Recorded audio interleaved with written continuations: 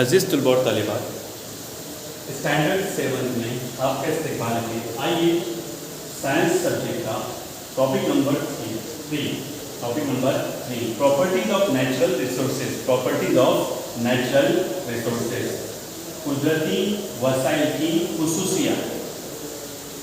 हमें प्यारे बच्चों, कुदरत से जितनी भी चीज़ें मिली हैं उनकी खुसूसियात का जानना हमारे लिए ज़रूरी है, ताकि हम उन खुसूसियात की बिना पर उनका सही तौर पर और बेहतर तौर पर इस्तेमाल कर सकें। हमने प्रॉपर्टीज ऑफ एयर, इसमें पहले लेक्चर में हमने अच्छी खासी मालूमात हासिल किए थे, उसी के कुछ पॉइंट्स बाकी हैं। आज हम उसको क्लियर करने की कोशिश करते हैं। जो सबसे पहला पॉइंट है टेम्परेचर रेगुलेशन। टेम्परेचर रेगुलेशन मतलब इसका ये है, उर्दू में हमने यहाँ पर लिखा है ताकि आपको आसानी से समझ में आ जाए। दर्जे हरारत पर काबू, दर्जे हरारत पर काबू। Dear students, the earth receives energy from the sun. जमीन जो है ये एनर्जी हासिल करती है किससे? सूरज से।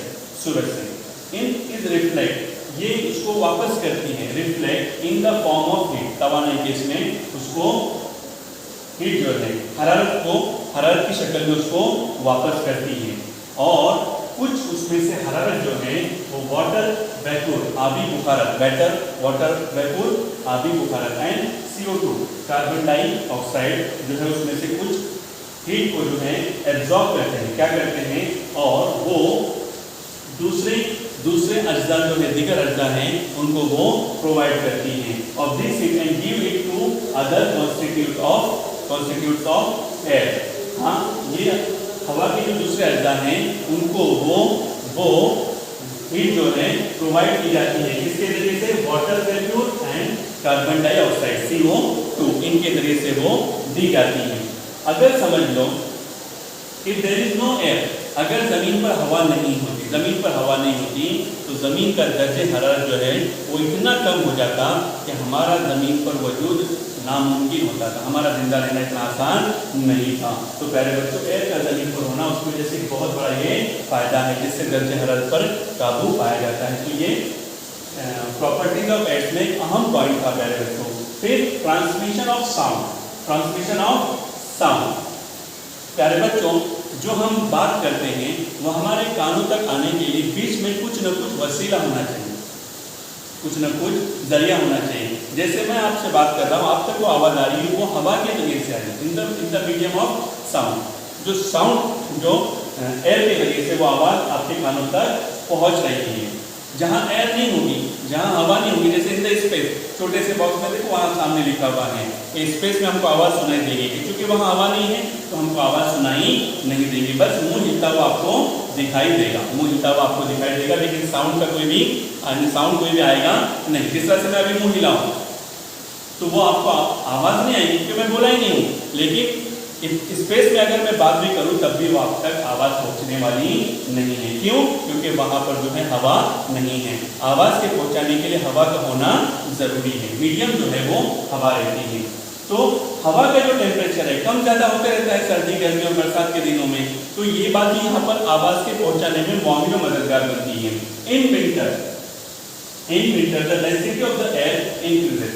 हवा की जो कसाफत है ये सर्दी के दिनों में बढ़ जाती हैं। एयर इसकी वजह से हमको सर्दी के दिनों में आवाज़ जो है वो साफ सुनाई देती है बनिस्बत गर्मी के, है ना। सर्दी के दिनों में आवाज़ हमको साफ सुनाई देती है। इसीलिए आप अगर 4-5 किलोमीटर के आसपास में रेलवे स्टेशन से करीब हैं तो आप सुबह में थोड़ा महसूस करना, सर्दी के दिनों में दूर से आने वाली ट्रेन की आवाज़ और उसका जो सायरन वगैरह है या उसके चलने की आवाज़ है वो आपको साफ तौर से सुनाई देगी बनिस्बत गर्मी की। क्योंकि गर्मी में जो है density of the air decrease हो जाता है, हो जाता है गर्मी के दिनों में, लेकिन विंटर के दिनों में वो इंक्रीज होता है। क्योंकि टेम्परेचर लो हुआ, टेम्परेचर जब कम हो जाता है तो डेंसिटी बढ़ जाती है। तमाम जो सब्सटेंस हैं उनके अंदर ये खुसूसियत पाई जाती हैं कि जब टेम्परेचर लो होता है तो डेंसिटी जो है वो बढ़ जाती है। Air is useful as a medium for the transmission of sound. हवा की जो है आवाज़ की इशार के लिए हवा जो है ये बहुत अहम किरदार अदा करती है। फिर आइए हम इसी टॉपिक का जो मेन सेकंड पॉइंट है, properties of water. Properties of water, पानी की खुसूसियात, इसके बारे में आज हम मालूमात इस लेक्चर में हासिल करने वाले हैं। आमतौर पर जो है ये पानी जो है वो तीनों शक्लों में पाया जाता है, चाहे वो लिक्विड हो, गैस हो या सॉलिड हो, तीनों चीज इसके अंदर वो पानी जो है पाया जाता है। लेकिन आमतौर पर जो नॉर्मल टेम्परेचर रहता है, नॉर्मल टेम्परेचर के अंदर पानी जो है ये माय हालत में रहता है। इसकी कुछ खुसूसियात हैं, जैसे ये कलरलेस है, पानी बेरंग होता है, पानी बेरंग होता है। समझ में आ रहा है कि इसका कोई अपना के कलर नहीं होता। हाँ, बारिश ज़्यादा हो जाए, मिट्टी उसमें मिल जाए तो वो कलर दिखाई देता है, वो अलग बात है। लेकिन आमतौर पर जो नॉर्मल उसका कलर है वो बेरंग है, पानी बेरंग है। फिर टेस्टलेस है, उसका कोई जायका नहीं है, टेस्ट नहीं है। फिर पानी जो है आमतौर पर नॉर्मल टेम्परेचर में लिक्विड हालत में रहता है, कि माय हालत में वो पानी पाया जाता है, लिक्विड शक्ल में रहता है। फिर इसकी अहम खुसूसियत है कि ये बहता भी है, फ्लूइडिटी इसके अंदर है, पानी में बहाव रहता है। अगर उसको स्लोप मिला तो वो पानी जो है बहते रहता है। हाँ, अगर उसको कोई रोकने वाली चीज़ है तो वो रुक जाएगा, लेकिन वो बहते रहता है। और उसकी खुसूसियत है कि वो किसी भी रास्ते से छोटे से छोटा सुराख हो उसमें से भी वो पास हो जाता है। कौन? वाटर। फिर उसके अंदर फोर्स भी है, प्रेशर भी है, प्रेशर भी है। तो यहाँ पर 2-3 एग्जांपल्स दिए गए हैं। पहले या तो आप बॉल ले लो है ना, या बलून ले लो, बलून से अच्छा बॉल है, उसमें आप पानी भरो और कुछ सुराख करो और प्रेशर से दबाओ तो पानी पूरे फोर्स के साथ, वहाँ तस्वीर में देखो, साइंस में किताब में दिखाया गया है। हाँ, पेज नंबर 19 के ऊपर 3.6 ये जो शक्ल है इसके अंदर जब उस गेंद को दबाएगा तो पानी जो है तेजी से बाहर निकलता है, मतलब वो प्रेशर को क्रिएट करता है, प्रेशर उसके अंदर रहता है। फिर यहाँ पर देखो एक बकेट रखा गया है, ये इस तरह का बकेट आप अपने घरों के अंदर भी कर सकते हैं, लेकिन इसका ख्याल रखना नई बकेट नहीं लेना या यूज वाली बकेट नहीं लेना, कोई पुरानी लिए तो चलेगा, वरना आपके घर से हमको फोन आ जाएगा कि आपने ये क्या बच्चों को बताया। तो ऐसा नहीं होना चाहिए। तो एक बकेट है, उसमें पानी भरना चाहिए क्या, और 3 होल उसमें करने का। देखो यहाँ पर 3 होल किए हुए हैं, 3 होल किए हुए हैं। आप अगर गौर से देखेंगे, आप अपने घर में कर सकते हैं इसको, कि ऊपर का जो होल है इसमें से पानी निकल रहा है, इसमें से भी निकल रहा है, इसमें से भी निकल रहा है, लेकिन इन तीनों के पानी के निकलने में क्या फर्क है? ऊपर का जो पानी है वो ज्यादा दूर नहीं जा रहा है, फिर उसकी बनिस्बत मीडियम वाला उससे आगे जा रहा है, और ये जो नीचे वाला पानी है जिसमें से सुराख में से पानी निकल रहा है, उसका फ्लो जो है वो सबसे ज्यादा है। हालांकि तीनों एक लेवल में सुराख है, एक ही बाल्टी में से पानी निकल रहे हैं, लेकिन तीनों के प्रेशर में जमीन आसमान का फर्क है। यहाँ देखो डिस्टेंस बताया जा रहा है, पहला वाला ऊपर का जो पानी है वो बिल्कुल करीब गिर रहा है, दरमियान वाला उससे थोड़ा आगे गिर रहा है, और ये तो ऐसा क्यों हो रहा है? क्योंकि नीचे वाला जो सुराख है उसमें से जो पानी निकल रहा है उसके ऊपर इतना ज्यादा पानी का प्रेशर है, पानी का प्रेशर है, जिसकी वजह से पानी के अंदर एक प्रेशर क्रिएट होता है, वो पानी ज्यादा दूर तक गिर जाता है, ज्यादा दूर तक गिरता है। फिर उसके अंदर पानी के अंदर और एक खुसूसियत है प्यारे बच्चों, कि वो ऊपर से नीचे की तरफ बहता है। इसका फायदा क्या होता है? जैसे आपको कोई बड़ी टाकी वगैरह है तो पानी ऊपर से नीचे कहीं पर भी ले जाना हो तो वो हम आसानी से लेकर जा सकते हैं। और एक उसके अंदर खुसूसियत है कि पानी अपनी सतह को मेंटेन रखता है। दीवारें वगैरह जो मजदूर वगैरह बनाते हैं उसमें भी देखते होंगे कि लेवल पाइप का इस्तेमाल किया जाता है। ये एक कोने की दीवार को दूसरे कोने की दीवार तक बराबर है कि नहीं, एक भी कम ज़्यादा नहीं होना चाहिए, तो बराबर लेवल में है उसको चेक करने के लिए लेवल पाइप का इस्तेमाल किया जाता है, लेवल बाटली का इस्तेमाल किया जाता है, जिसके जरिए से हमको यानी दीवारों की सतह मालूम होती है। क्यों? कि पानी अपनी सतह को मेंटेन रखता है, पानी अपनी सतह को मेंटेन रखता है। ये देखो यहाँ पर बताया गया है कि वो अगर ऊपर पानी रखा हुआ है तो वो पानी अगर नीचे लेके जाना है तो हमको किसी ताकत के जरिए किसी वजन को उठाने की जरूरत नहीं है। आप एक पाइप लीजिए, वो पाइप लगा दीजिए, उसको थोड़ा सर खींचिए तो वो पानी ऊपर वाला पूरा टाकी का पानी नीचे के बाल्टी में आसानी से आ जाता है। फिर यहाँ पर देखो डेंसिटी ऑफ वाटर को समझाया गया है, पानी की कसाफत, पानी की कसाफत। इसको समझने के लिए हमको पहले ये जुमला ही समझना है, ice is lighter than water. बर्फ जो है वो पानी से हल्का होता है, बर्फ जो है वो पानी से हल्का होता है। यहाँ एक बकेट के अंदर 3.7 जो शक्ल बताई गई है उसके अंदर ये बात बताने की कोशिश की गई है कि ये जो पानी है उसके ऊपर जो बर्फ है वो पानी में तैर रहा है, हालांकि वो भी पानी से ही बना हुआ है, लेकिन वो क्यों तैर रहा है? वो क्यों तैर रहा है? तो वो यहाँ पर लिखा हुआ है ice is lighter than water. पानी बर्फ जो है वो पानी की बनिस्बत हल्का होता है, पानी की बनिस्बत हल्का होता है। तो उसको समझाने के लिए यहाँ पर देखो इस बकेट के अंदर बहुत सारी चीज़ें जो आपकी कंपास बॉक्स में रहती हैं, तो वो आप पानी में डालकर देखिए कौन सी चीज़ें पानी में नीचे डूब जाती हैं और कौन से पानी में ऊपर तैरती है। जैसा पत्ता है वो पानी में डालेंगे तो वो डूब नहीं जाएगा, लेकिन सुई है, एक लोग जो प्रकार वगैरह रहता है, वो चीज़ें हैं वो अगर पानी में डालेंगे तो वो डूब जाते हैं, वो डूब जाते हैं। लेकिन ये पत्ता वगैरह है या ये रबड़ है वो पानी में डूबता नहीं है, बल्कि वो ऊपर ही रहता है। तो यहाँ पर भी यही बात समझाई गई कि ये जो चीज़ें हैं वो पानी की बनिस्बत हल्की रहती हैं। तो जो चीज़ हल्की रहती है वो पानी में तैरती है और जो चीज़ भारी रहती है वो पानी में डूब जाती है, पानी में डूब जाती है। इसी को यहाँ पर फॉर्मूले के जरिए से समझाने की कोशिश की गई है। डेंसिटी जो है वो mass upon volume, mass upon volume. Mass means क्या? What is the meaning of mass? Mass the store of a matter in a substance.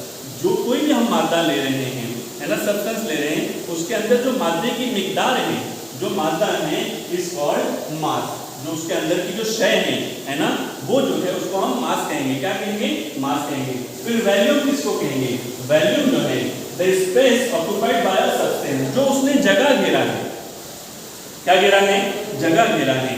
तो वो जगह घेरने का जो जितनी जगह उसने घेरा है वो उसका वैल्यूम है, वो उसका वैल्यूम है। तो मास को जो है ये ग्राम में नापा जाता है और वैल्यूम को क्यूबिक सेंटीमीटर में नापा जाता है ना। फिर यहाँ पर प्यारे बच्चों एक अहम उसूल को समझाया गया है, anomalous behaviour of water. Anomalous behaviour of water, पानी का खिलाफ मामूल रवैया, पानी का खिलाफ मामूल रवैया।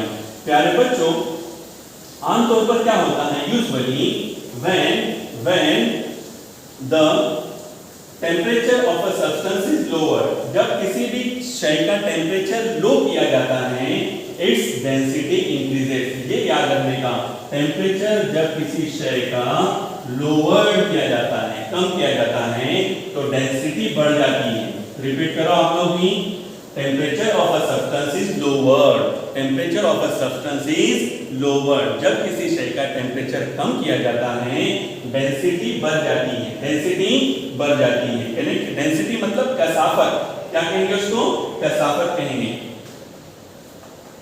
ये जो है ये बढ़ जाती है। ये आमतौर पर सभी सब्सटेंस के अंदर होता है, सिर्फ पानी को छोड़कर। पानी में भी ये चीज शुरू में रहती है, शुरू में रहती है। हम इसको यहाँ पर आपको समझाने की कोशिश करेंगे। ये बहुत ही अहम खुसूसियत है पानी की, ये दूसरे किसी सब्सटेंस में नहीं है सिवाय पानी के, है ना। पानी को जब हम कूल डाउन करते हैं, एकदम ठंडा करने जाते हैं, है ना, पानी को 0, 1, 2, 3 -1, -2 तक लेकर जाते हैं, तो वो जब कूल डाउन होता है तो वो आइस बनता है। क्या बनता है? आइस बनता है। हर एक के घर में फ्रिज रहती है, आप उसको देख सकते हैं। लेकिन नॉर्मल टेम्परेचर है, जैसा पानी यहाँ पर नॉर्मल टेम्परेचर कितना है अभी?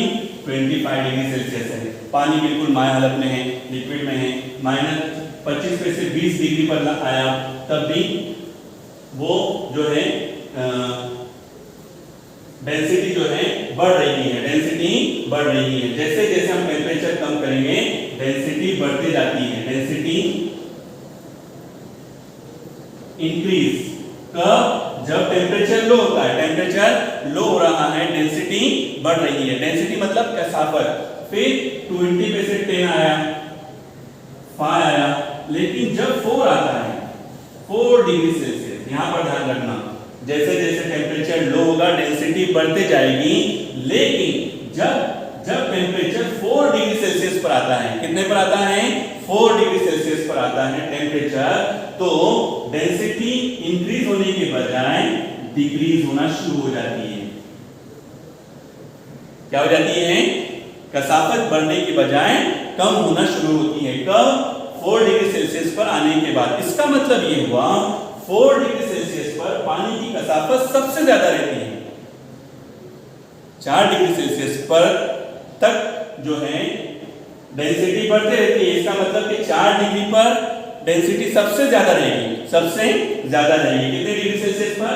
4 डिग्री सेल्सियस पर। लेकिन 4 के बाद जब नीचे की तरफ डेंसिटी चली जाती है, ये टेम्परेचर नीचे चला जाता है, तो वो डेंसिटी जो है वो डिक्रीज होती है, डेंसिटी डिक्रीज होती है। इसी वजह से जो है ये जो है ये खुसूसियत पानी के अलावा और किसी भी शय में पाई नहीं जाती।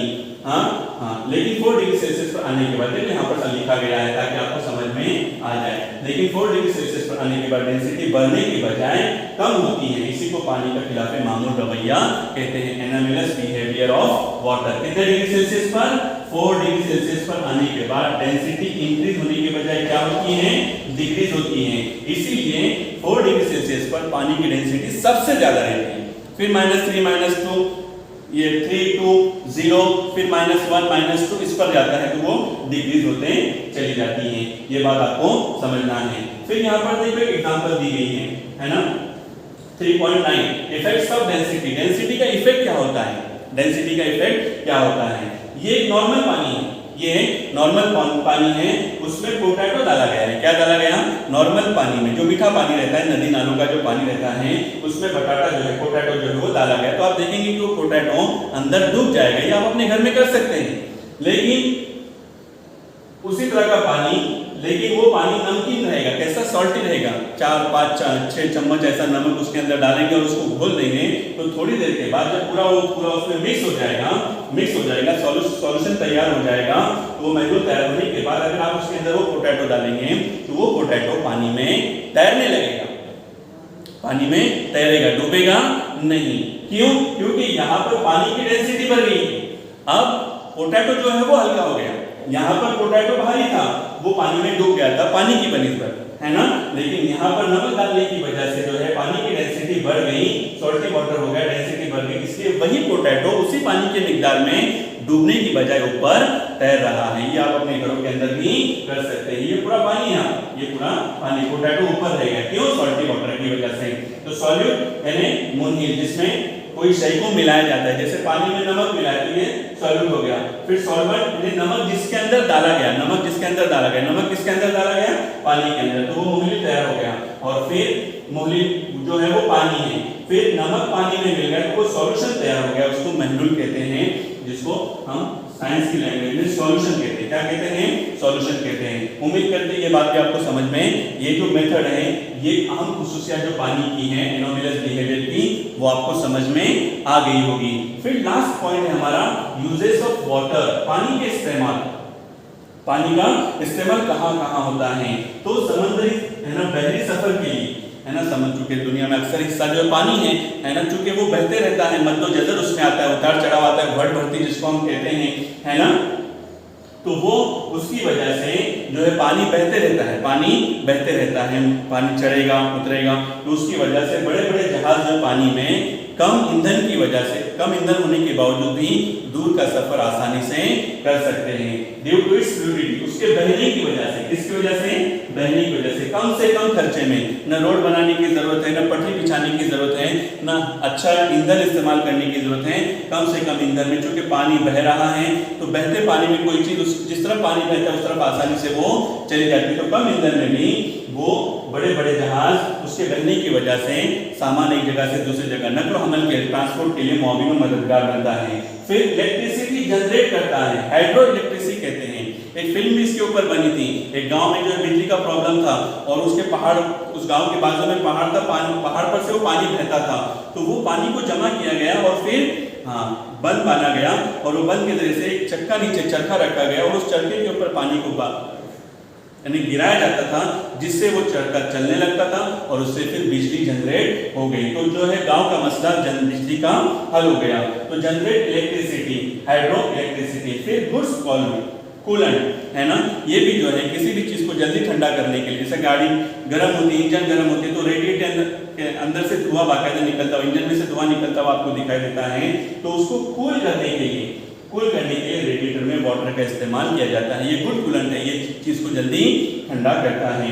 फिर यूनिवर्सल सॉल्वेंट, आफाकी मुहल्लिल है, क्योंकि इसमें तकरीबन चीजें जो है पानी में हल हो जाती हैं, तमाम चीजें जो है वो पानी में, अक्सर चीजें जो हैं पानी के अंदर हल हो जाती हैं, इसलिए ये यूनिवर्सल सॉल्वेंट भी हैं। और फिर ये बहुत सारी चीजों की साफ सफाई के लिए, हमारे बदन की भी ना मैल कुचल लग जाता है तो हम नहाते हैं तो फ्रेश हो जाते हैं, कपड़े भी मैले कुचले हो जाते हैं तो वो भी कंपनी के केमिकल्स वगैरह हैं या गंदगी जहाँ पर है, तो पानी से बेहतर कोई साफ क्षय करने वाली कोई चीज नहीं है। तो पानी जो है वो बेहतर तौर पर साफ सफाई के लिए इस्तेमाल ही किया जाता है। तो प्यारे बच्चों, ये था second lecture properties of natural resources के लिए। आप इस वीडियो को अच्छी तरह से देखिए, मुकम्मल देखिए, किताब को सामने रखें, किताब को सामने रखें, जहाँ जहाँ ये शक्लें बताई गई हैं उनको भी देखें, और कुछ प्रैक्टिकल्स अगर आप अपने घर पर कर सकते हैं तो प्यारे बच्चों जरूर कीजिए। इससे आपका सेल्फ कॉन्फिडेंस जो है वो बढ़ जाएगा और साइंस की जो खुसूसियात हैं उससे आप लुत्फ अंदोज हो जाएंगे। अब हम यहीं पर अपना ये लेक्चर जो है ख़त्म करते हैं। अगले लेक्चर में दोबारा मुलाकात होगी। अस्सलामु अलैकुम वरहमतुल्लाहि वबरकातुहू।